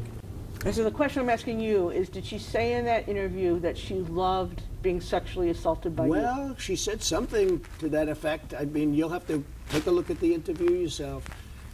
I believe she said rape was sexy, to which Anderson Cooper is dying. He's saying, let's get to a commercial break immediately. I think you better watch the interview. I'm sure you have, but you better watch the interview. In the interview, when Ms. Carroll talked about rape being sexy, isn't it true that she said that's a view that many other people hold? Oh, I don't know. I mean, I don't know. All I know is I believe she said rape is sexy or something to that effect. But so he doesn't know what she said, right? Like, if she was saying that that's what people think, that rape is sexy, it's like that's, he's taking what she said out of context and attacking her with it. But also basically saying that she liked being raped by him, but she was under his standards and she was too ugly for him to rape, right? Remember, like, this is him saying to Bill Clinton mishandled his thing, right? Like, this, how fucking bad this guy is, right? You'll have to watch the interview. It's been a while. And just to clarify, I think you said a few minutes earlier that you used the word swooned as a synonym for, you said the F word, for sexual intercourse? Yeah. Okay. That's because that's what she said. What do you mean? She never used the word swooned? No. She said that I did something to her that never took place. There was no anything. I know nothing about this nut job. Okay, then you go on to say in the statement. All right, so, this piece of shit, right? I mean, it's just like so much tape on the guy. being a piece of shit and just being, I mean, he's the opposite of a guy who supports victimization. I don't know if E.G. and Carroll thing is real or not. It doesn't matter, right? Because he has real victims. Because he said he could just go up and grab women and sexually assault them, kiss them and touch them. And these are the things that are being said by all these women that came forward. Some of them have to be true. Because he said he did it on Access Hollywood or where it was. He said he did it, and he said that you can get away. Even in the deposition, he said, unfortunately or fortunately, stars can get away with stuff like that. That he wasn't backing down from that statement. And that he was a star, and he did these things. He bragged about doing them, and these women said, yeah, he did them. And they felt like he sexually assaulted them. And then somehow the fucking dumbfuck Trumpers dismiss all this evidence and all the evidence of him and Jeffrey Epstein being besties. I mean, this is how bad it is. It's so fucking bad. It's right in your face. It's amazing this guy is fucking president again after all this stuff, right? And I want to show you one more thing about the Democrats here. Now, somewhere in the Treasury Department, Mr. President, locked away in a cabinet drawer, is a big Epstein file. Ron Wyden, a Democrat of Oregon. That's full of actionable information. Follow the money details about his financing and operations that await investigation. Senator Ron Wyden, the top Democrat on the Senate Finance Committee, has been ringing alarms that those who want more information on Jeffrey Epstein's past offenses need to follow the money. Okay, so here's a top Democrat in the Senate floor. He's in charge of finance. So, this is going after Jeffrey Epstein's finances, which is really the bottom line. Where did Jeffrey Epstein get this money? Who is responsible for funding what became this him running this massive, and the Democrats admitting that he ran a massive human trafficking network to elite people. If you're on the list, though, doesn't mean you're guilty. So, but that's their caveat. But this is what Epstein people have been waiting for forever. All these people, Pizzagate people, Epstein people, where the fucking mainstream media and the mainstream politicians are talking about this. And they're calling for action. Does it feel good? Do you think something good's going to come out of this? Do you think they're going to get to the bottom of this thing? Do you think they're any real information? See, this is you believing that the system could possibly work and that things can be brought out to the light. They're using this as a political weapon against Trump because he's being hammered by this, this fucking issue. And they have no desire for the truth to come out, no desire to get into the economics of it. And the people that funded Jeffrey Epstein, whether it's CIA, Mossad, both, and these other groups, he's an asset. They're not going to allow this information to come out. They're not going to be incriminated by this. They're not going to be linked to the Jeffrey Epstein fucking debacle. And so, they're finally talking about it, but whenever they talk about stuff, it gets worse. They always do it in a worse way. They're always handled and controlled. They always have talking points. They never, get to anything. This is just mainstream media and the politicians. By the time they get something, it's like when they get a trend, like some kind of thing is trending, some new dance or some new whatever it is. By the time politicians and these media people are talking about it and doing it, it's already over, right? It's like they're doing podcasts now and they're wrecking podcasts. I mean, their podcasts are on one side and organic podcasts are on another. But whenever they get to something, it's already wrecked. It's already jumped the shark, right? And this is the thing about the Jeffrey Epstein stuff. For the last 3 years, his office has been looking into Epstein's financial network. They found that filings by 4 big banks flagged more than $1.5 billion in transactions, including thousands of wire transfers for the purchase and sale of artwork for rich friends. Then there were fees money laundering paid to Epstein by wealthy individuals and payments to numerous women around the world, which begs the question, if Trump's federal government has documents on these transactions, why won't they just make them public? Emma Vigeland, co-host of The Majority Report, and Tim O'Brien are still with us. You know, I got to hand it to Senator Ron Wyden's team. Yeah, they're just so great. They're the best team. They've been on this story when it wasn't the hot, sexy story, and have been doing the methodical plotting work of going through and looking through all of these very murky financial transactions. They're not murky. Like, if they held them under a light, they wouldn't be murky, right? So, you know, but like, like, listen to these people talk about it, and you're an Epstein person, you'd be like, this is what I waited for. I thought this was going to be good. I thought this was going to, there's no justice here. There's no, you know, accountability for these people. Like, it's just them being performative. I'll go to you first because of your finance background. No one can understand how Jeffrey Epstein really made his money other than maybe being a fixer for the wealthy, helping them with tax shelters. It wasn't like he ever had his own fund. He managed to get money from big money guys, and then maybe he invested it decently. He got money from big money guys and invested it. No, he was set up, right? He was set up to do this stuff. It was all criminal activity. And then all, you know, just, I mean, we all know. Like, you hear these people talk about it. That guy went on Tucker Carlson. Then he went on that show, the whatever it was called, Flagrant. And, it, you know, he goes through the connections and how Jeffrey Epstein made his money. And, you know, whether he's got it or someone else has got the actual truth of it, there's no accountability. Like, it's just, you know, this is it. Like, this is them finally talking about it and nothing ever coming of it, right? Because they don't give a shit what the American people want. And that's been evident. And, you know, whenever there's an issue, the side with money on it always wins. They did a study about this. And they didn't need to do a study because anybody with half a brain would say, yeah, that's got to be true. Whoever has more money, if there's a political issue, the side that has more money wins. And the people who have more money and power are the people who want to keep this shit fucking sealed away, right? That's why Jeffrey Epstein got Jeffrey Epsteined, right? That's why he got fucking, you know, suicided. And so, or whatever, you know, like, this is why this whole thing has happened.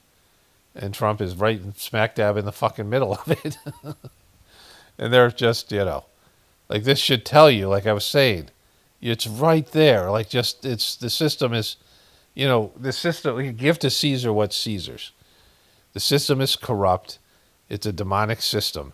And you can never make it cleansed or good or whatever. And, you know, none of these systems, when there's an elite level of people, even if it's not nearly as bad as this, there are people who are in a higher level economically, you know, intelligence-wise and spiritually. I mean, there's various levels where people can stand out, where they're just, you know, they're more advanced in some level than other people. It could be, you know, people who have power. And again, these are all lower. Remember, I talked about this, Master Chargy said, which is a brilliant statement, that the lowest part of the higher is still higher than the highest part of the lower. So once you become a spiritual person, you're on a whole different level in terms of your functioning, and you're taken care of on a divine level, not necessarily materially, but spiritually, and your life goes in a certain direction because you're working for God. You're no longer mired down in the materialistic part of the world. You can be, you know, the highest developed material person, the richest person, the most talented, the most famous, the most successful, the most intelligent, and you're still on a lower level than anybody who's doing spirituality, which is you start following your spiritual path. You enter to another level. You graduate from one level into a higher level, right? And so, you know, even with that, there's just, you know, things don't make sense in terms of being fair. There's no fairness in the materialistic system. There's fairness and there's accountability in the divine system. You know, it's what I was saying before. In my, you know, earlier voiceover is probably my last video. And so there's just, you know, it's silly to just look into this thing. People get obsessed with this stuff, and then it's just, well, a big nothing burger because that's all it could ever be. And would you want the system to come down? If bringing the truth out about Jeffrey Epstein would cause a collapse in the faith in the, you know, the equity in the American government and system, and belief in the system, and that would bring down the system and cause massive poverty and the collapse of a global collapse of the global economy. Like, let's say this thing could do that, and it could. And so would that be worth it? Then you get to the truth, you get the truth out there, and it still would never be the truth. It's just, it's just depravity being displayed. We know these motherfuckers are sick, twisted people. These people in power. They are. They have privileges and they get away with shit. That's it. The way this is right now. What does that say about you? Like, you're fucking perfect? Like everyone else is great. It's just these elites that are bad people, right? It's like everyone's got something to answer for. We can all improve. Every one of us can improve ourselves, but no, we got to fucking, we focus on this other stuff. Things that can never go anywhere, right? Just spinning your fucking wheels. So this is the truth. The Donald Trump truth. They call it a truth when he puts out these true social truth stuff, right? Again, he's compromised. They've taken away the truth community and made it into something shitty, right? These terms. And this is the one where he goes after Beyonce and Kamala Harris and Oprah. And this guy is the dumbest motherfucker out there. Look at him. And he plays Benny Hill music. Oh my God. Oh my God. Lemon Nation hat. Look at my Lemon Nation hat. What? I can't believe it. I'm in shock. Look at my acting abilities. Look at me. Look at what? Is he going after Beyonce? Oh my God! Shake my head. Put my hand over my face. Put my head. Oh, what? Like, this is what's going on. This is fucking. This is like one of the horsemen of the apocalypse of fucking just not cluelessness, right? In another case with Don Lemons, who was a horrible CNN reporter, CNN host, making millions of dollars a year, just stupid as fuck, right? Just not getting it. He had whatever audience he had. And they fire him for sucking, and they pay him $24 million just to go away. He flirts with Elon Musk of having his own show till Elon Musk realizes that he sucks. And so they're in that interview. And so he then realizes he's got to go on social media, and he doesn't get it. He said he still doesn't get it. But they try to teach him how to be, a non-anchorman CNN guy and just be, what he calls no longer part of the legacy media. But if someone come and offered him a job, he'd run back there in a second, right? And he's trying to tout himself as being alternative now after Slim, but he's anti-conspiracy theorist in the worst possible way. And he's just fucking really stupid. And, by the time people like this get out here, it's wrecked. Like, we know what they push this guy on people, and they minimize channels like mine. They withdraw the channel, make it disappear with their algorithms. They make channels disappear so people can't find it even. And they push this shit. I'll get Don Lemon video recommended to me every day for the next month for watching this thing here. Because they want you to watch this guy. YouTube does. He's the opposite of what YouTube's about. It's the same thing with everything else, the Epstein thing and everything. By the time these motherfuckers, people so desperately want the famous people and the legacy media to get to something, and when it gets to something, it's wrecked. It sucks. It's no longer, it's no longer a good story. And then they just wreck it more. And then they destroy it, and and then it just is like totally dissatisfying. Because those people suck. Like, why do you want, why do you put more emphasis on people who are famous and rich and part of the establishment when you're criticizing the establishment, right? Like, why do you give them more, like they have more, that they're more important than you, and they're more important than, their opinions are more important, and they're, just because they have the illusion of power, they can't do shit. Like, their whole lives are dictated before them. They're just cogs in the wheel of the so-called elite. And like Donald Trump was a popular guy that everyone loved until he started saying these other things. And they turned him into this other guy. Like, his narrative now from the media is completely different. And he's, he's the same guy. He changes his beliefs and things. But they used to love Donald Trump. He was interviewed by all these people. No one was slamming him. Donald Trump was considered some kind of great business guy until he just started saying stupid shit, and then they were like, all right, you're this other guy now. You were this guy, now you're that guy. And they'll do that to anybody. Not that Donald Trump is legitimate or any of these things, but it's just how it changes. Because everything in that world is controlled. Okay, so the title of this video is Hot Takes, Colbert Canceled. Is this the end of legacy media? And it implies, because he says this a lot about legacy media, this fucking guy right here. And he's always wearing his own merch. Like it's just a total tool. He's not a part of whatever legacy media. He's a legacy media reject. And there's a big distinction between being a person who's doing what I do here, and there's millions upon millions of us that are, voicing our opinions from a place where we don't have access to a platform like CNN and don't want one. Like I would never want to be on CNN or MSNBC or Fox or anything like that, right?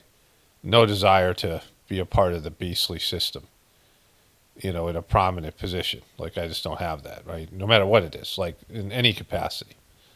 I don't want to be a politician. I don't want to be a famous anything. I don't want to be any of these, a part of something like organizationally or institutionally. I don't want any of that stuff. Like I like doing what I'm doing independently. This works out great for me, right? This is what I can do. And, and I can say what God wants me to say without having to. I mean, certainly there have been times, not as much now, but in the past where YouTube, I had to choose my words more carefully or whatever, but still I could get the basic message out no matter what. And just in one way or another. And we're just better content because we're authentic, right? And the key to this is being authentically who you are. And, there's some shillery going on. And you have these big time people, like Joe Rogan and Tucker Carlson and all those ilk, that ilk, right? I gotta use the word ilk more. I heard it the other day. I'm like, oh, I like that word ilk. It's a funny word. It just, in itself. But they're owned and they're controlled, but they're still better to watch. The long form interviews where you get more human, the interview with Joe Rogan and Donald Trump that Kamala Harris couldn't do because she was less authentic. I mean, Donald Trump sucks. There's no, I'm not saying he's better than Kamala Harris in the long run in terms of, they're just different versions of the same disaster, right? Like, so it's like one's a hurricane, one's a tornado. You don't know which one's going to do more damage, but, they're just different, but they're not, they both suck, right? So, but even people like Joe Rogan and Tucker Carlson are watchable because they're going to say things in a controlled way, in a handled way that's better than the shit that's on mainstream legacy media, right? So, whatever you call this independent media, whatever you call what's not legacy media, the truth community being part of it, and then these all subsets and, this alternative media, it's just better. I mean, even the bad stuff is funny and, the crazy stuff, like it's more entertaining to watch. And so he's not a part of it. He's not a part of the non-legacy media. Don Lemon would run back to CNN or any of these places, and he can't wait to go on there. He gets interviewed there all the time. If you get interviewed there, you're part of the legacy media. If you can't wait to go on back on Aaron Burnett or some of these other shows, Ari Meebler and these shows, then you're not like independent. And he's never really gotten it because he never even got what he was doing in CNN. He is a clueless, oblivious motherfucker, just totally low consciousness, unaware, probably on some sort of medication. I would assume he's on like some antidepressants or something, right? SSRIs kind of stuff, like just by the way he acts.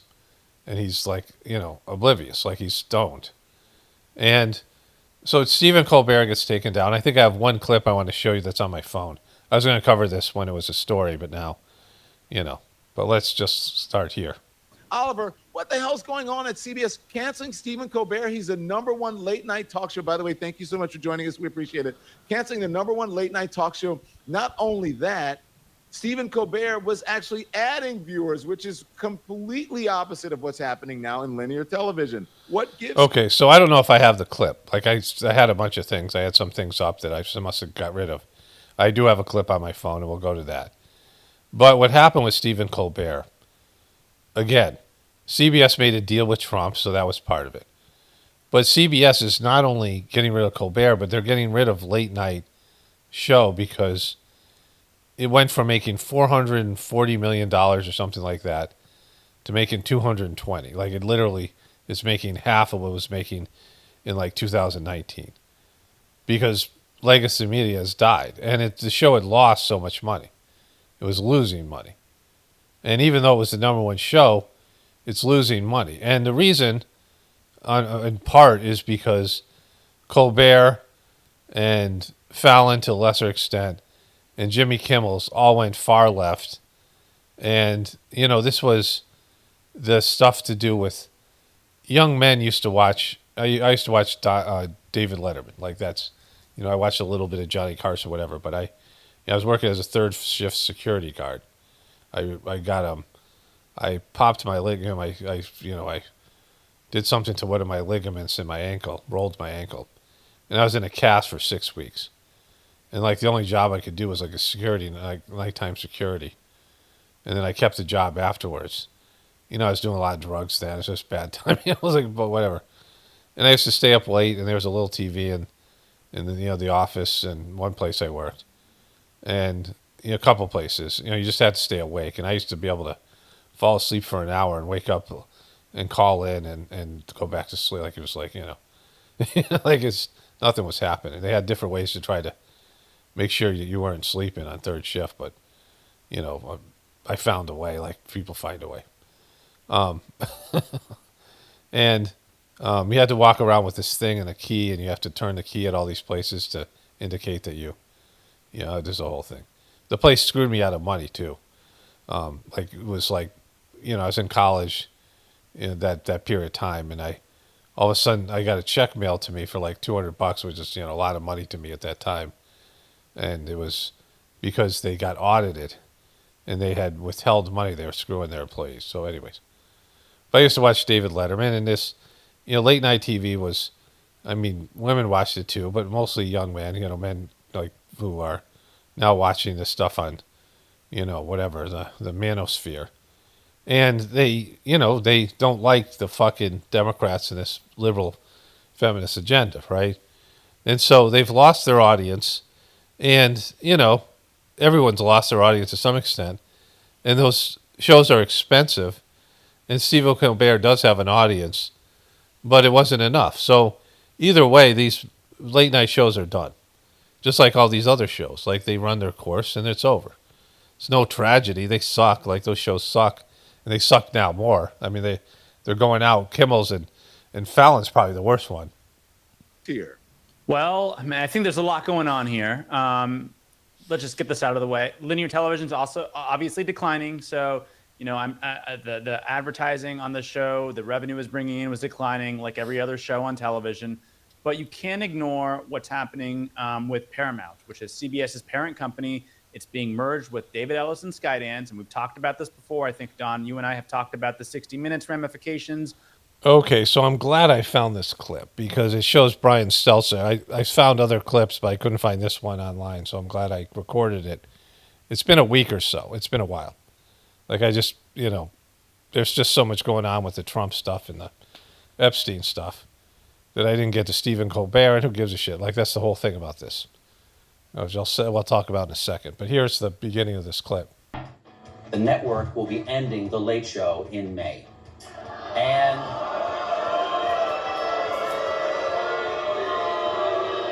so one of the issues, which I'm very aware of, CBS is the worst in terms of copyright.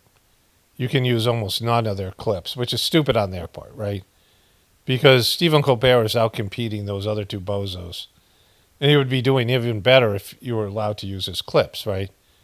But you can't.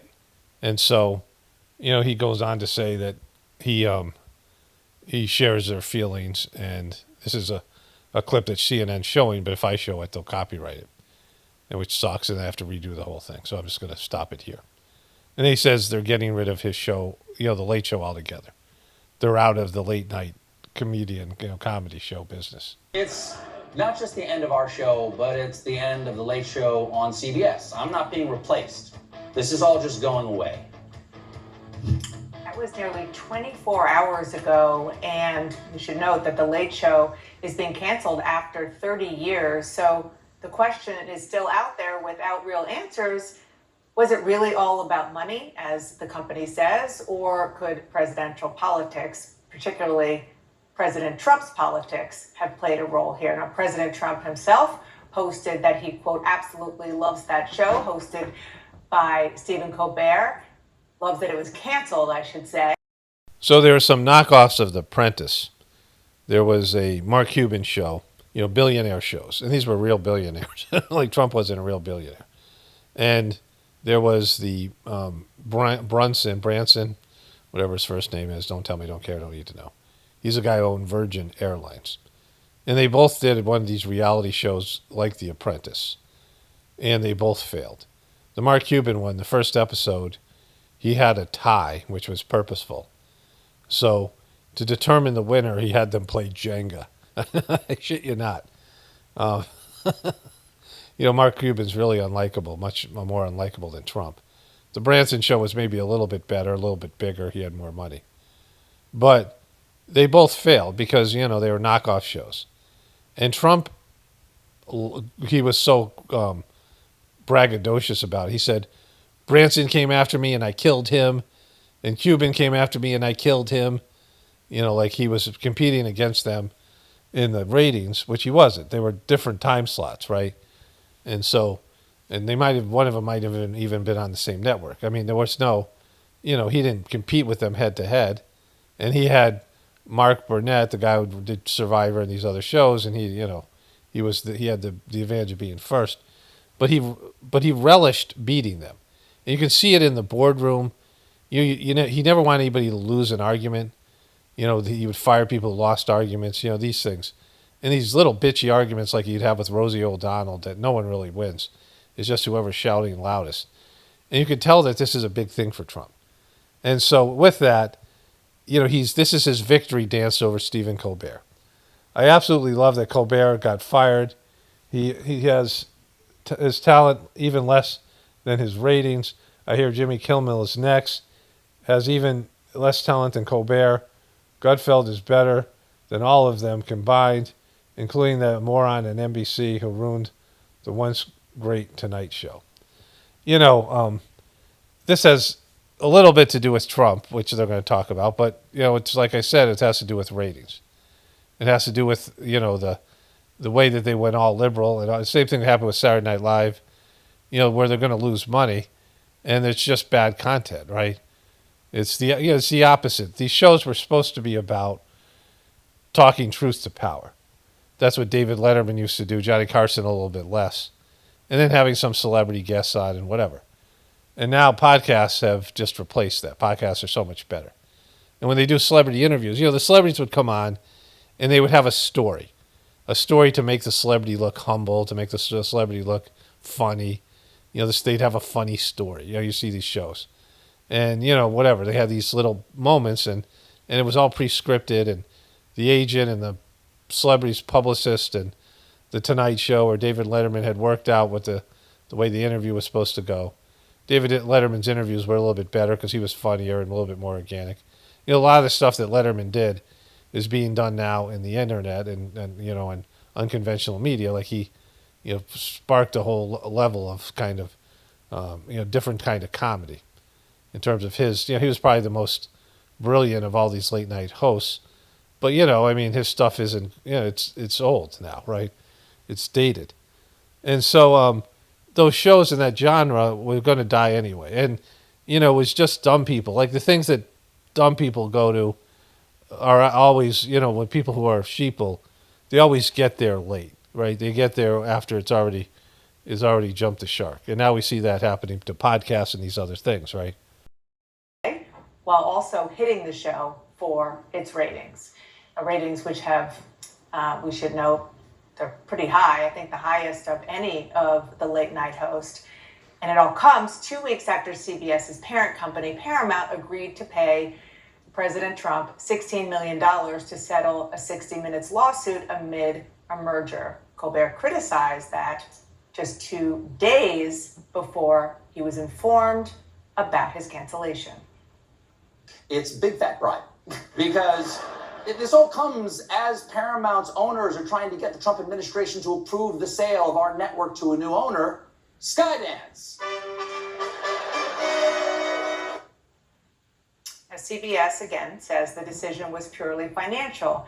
And for years, there has been a warning, lots of warning signs about late night's decline, ratings generally speaking. This is all you had to know. In 2018 they were making $240 billion, and I was surprised I remembered this accurately. And in 2024, 6 years later, it's making half and it's losing money. They're not making a profit; they're losing money. And so why keep it on, right? Like they don't have to do anything. Like they could do nothing and do better than losing money, right? But they could put on a show it doesn't get very many views, but doesn't cost a lot to make. And Stephen Colbert could go on the internet, like he'd go do a YouTube show where he'd be more popular and be, less, you get less money, whatever, he might get more, whatever he does, right? But they could move that whole show to the internet, right, to streaming services. They could move the show to Paramount or something like that, that would be like a step down for him and this whole thing, but they could, pay less money and make it a stream, whatever they did. But they're not doing any of that shit because it's dying one way or another. And the audience is old and an older audience. Like it's not replenishing this with youthful people, like I said about the manosphere. So these shows are done. They're done. They killed it with their liberal bullshit, and just it's just out of touch and out of date, and just the format doesn't work anymore. Have begun to shrink as the way that people consume television has changed a lot. Ad revenue has declined 50% over the last 6 years. Brian Stelter joins our panel, and I'm going to start with you, Brian. What more are you learning? I know you've been talking to people inside CBS and in and around CBS all day. And even on background, even when you grant these sources anonymity to speak more candidly, they insist this really was financial. At least So, when I eat lunch, I eat breakfast, I turn on the news. Sometimes I turn on ESPN, whatever. Sometimes the news. And when I turn on the news, there's always something that I'm like, oh, I could make a video about this. And I saw this one, and I realized Brian Stelter, and I had said this before, they're using a filter. I didn't realize because I'd seen it before, but it's so blatant here. Like they're trying to filter this guy's fucking face. And that's not the issue. It's also his voice, and it's also his mind.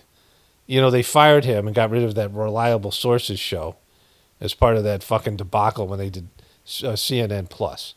Because none of these guys are able to move to the problem they've had in general is that this media was always about control. They controlled the information, and they could saturate you with information. The book Propaganda on TV didn't include cable news. And all these things, when cable news came around, they could just pound away at stories, and anybody tuning into the news, and everybody did a little bit, they could just, jam this shit into your internal world and, create fear or whatever control they wanted to create. And it was the only game in town. People crave news. They crave gossip. They want to know what's going on. But then when the internet exploded, then this thing became useless because it was inauthentic and it wasn't good. So Brian Stelter has been hammering so-called conspiracy theorists on that goofy show, Reliable Sources, which was trying to say CNN and MSNBC and the New York Times and the government are reliable sources, and average people who are authentic on the internet aren't.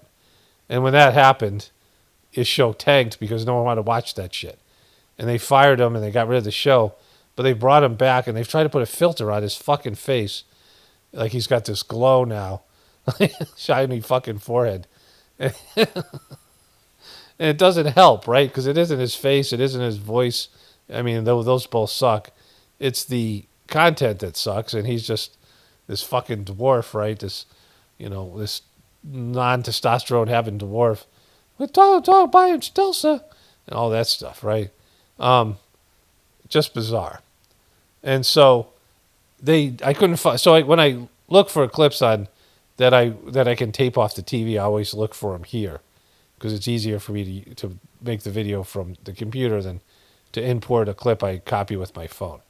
But they wouldn't put Seltzer up. They wouldn't put this clip up of him, which you can graphically see that there's a filter. I forgot all about that till I saw the clip just now. But like it's hilarious. Financials are a pretext. There is also, though, a question about whether the future owners of CBS maybe wanted Colbert out of the picture. Now, one of the arguments I've heard today, Deanna, is, hey, if this was politically motivated, we wouldn't be leaving Colbert on the air for 10 more months. And that's an interesting point. You know, Colbert's contract does not end until May. The Late Show will not end until next May. So Colbert will have 10 more months to roast President Trump and members of the Trump administration. That said, however, this does, I think today, as people process this, you can sense there's a little bit of a chilling effect. So the bottom line here, and this applies to everything that I cover about the system, it doesn't fucking matter, right? Stephen Colbert being gone or not doesn't matter. Any of these platforms disappear. CNN could disappear. MSNBC could disappear, right? Walmart could disappear. Kroger could disappear. You know, any of these stores. Fucking, I meant to say Costco. You know, any of these, whatever it is, right? Any of these stores can go bankrupt. Any of these businesses, McDonald's, that could disappear. Like things that were unthinkable for years. Coca-Cola, that could disappear, whatever. I mean, I don't eat a McDonald's. You know, a lot of these things, I don't do any of these things. I go to Costco. I don't go to Walmart. But most of those things, I don't watch Stephen Colbert. You know, you don't need these things in your life. You know, running water could disappear. Electricity could disappear. The internet could disappear. It doesn't matter. Fucking doesn't matter. So this stuff with Jeffrey Epstein, it's not going to, you know, none of these things are, you know, even if it brought down the system, so what? Like, you know, people will survive. Some people will survive. Some people won't. You know, there's a big shift and lots of people die off, right? There's a huge shift and lots of people die off. That's a thing. But if people survive and humanity goes on. America can disappear. Any country and the whole global civilization, cars can disappear, airplanes can disappear. You know, nothing's too big to fail. It doesn't matter. Who gives a shit? It really doesn't. I mean, you care, but I mean, you know, you'll survive without it. Like you've had breakups, divorces, people die in your life. You know, important things, important people. Everything ends and things end. Things disappear. Like I've seen a lot of stuff disappearing. You know, a lot's going to disappear because of AI. A lot of jobs are going to disappear. A lot of things are going to disappear. You know, there's, like I said, the time before AI and the time after. The time before television and the time after. Like anything can disappear. Anything can be removed. Anything can die. It just doesn't matter. Like my show can go. Any show can go. You'll just do something else with your time, right? People, you know, people disappear from your life. Things disappear from your life. You have to give up things, right? I mean, you know, any number of things. So, you might not like it. You might complain about it. You might be happy about it, but it doesn't matter, right? Your opinion doesn't matter. It doesn't change it. You just have to accept these things and move on. And so, in terms of this stuff, like they make it sound like it's some horrible thing. The problem is, you know, I've said this over and over again. They don't treat death. Our culture doesn't treat death the way it should be. Death is something to be avoided and to ignored and pretend it's never going to happen. And if you didn't do that, if you lived your whole life knowing that you could die at any moment, you would live a completely different life. And that death wasn't some bad thing, that you would welcome it, and that, you know, there was a future life and there was a place for you after this, and, you know, it just is what it is, part of life. It's the end of a life and the beginning of something else.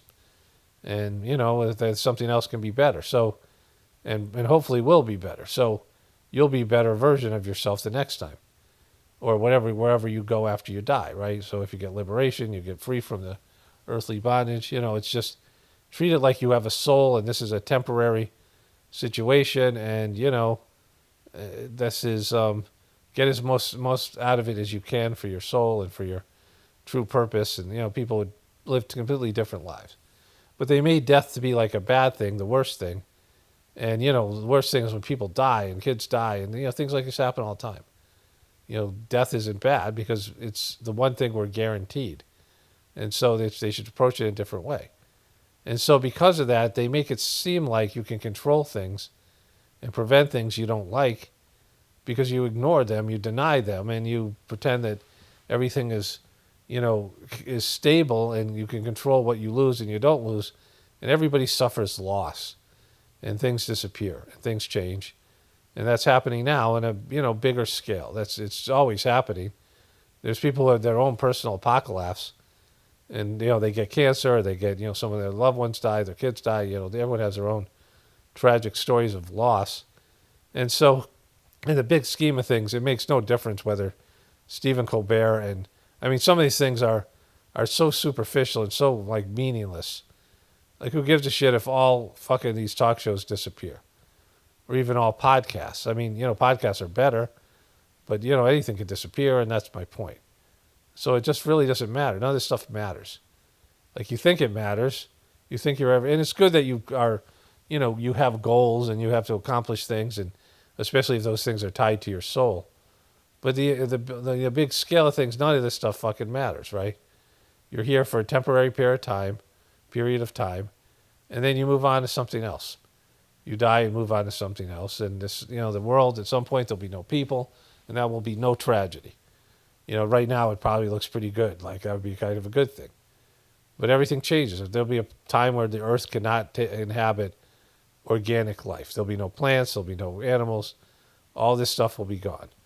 The earth will be like one of these planets that it's either too hot or too cold or too fucked up, you know, atmospherically. No water, you know, and just spinning around a solar body. There can be etheric life, soul life, you know, which exists without the need for, you know, that doesn't have a physical body. So temperature and food and things are a necessity for survival for an etheric being, your soul. You know, there's souls around the moon. There's souls in these other planets there. You know, these soul life, organic, you know, non-organic life. But things change and evolve, and eventually the solar system, there'll be maybe another planet will step up that gets closer to the sun, and we'll have organic life. But, you know, he said at the point where the sun disappears altogether, and the planets with it, and none of this stuff is here, none of it. Everything gone, all the history on Earth, all the shit that happened, all the stuff, and the Earth is done. Like, either the Earth goes into the sun, or the sun disappears, and then the planets go with it. You know, these things happen. And, you know, there'll be just a rock spinning around that used to have fucking people on it and animals and stories and shit, and now it's just something else. And so, you know, it just doesn't fucking matter. Like, who cares? You know, if the grand scheme of things, it's a grain in sand in the you know, on a beach or a desert, and that's your life is a grain of sand in your overall lifespan of your soul, and the solar system and the Earth and this planet is all a grain of sand in terms of the vast universe and the internal universe and spiritual energy. And this is a small time period on that grain of sand. And it seems like everything's important, but it's fucking not, right? And it should be more and more obvious to people. And, like, you know. So, yeah, care about shit and, you know, I mean, whatever. Invest in things, and it's good to do that. But there always has to be this sense that, you know, it's not that big a deal. It's not as important as you want to make it, right? You know, yeah, you know, you can invest in and get into something and want to see some sort of whatever, you know, have goals and have, you know, whatever you're doing. But in the grand scheme of things, it's, you know, it just doesn't fucking matter. Anyways, that's it for this one. Only spirituality will save this world. It's paramount, definitely important for the apocalypse. And the ascension, everyone have a blessed day and be grateful.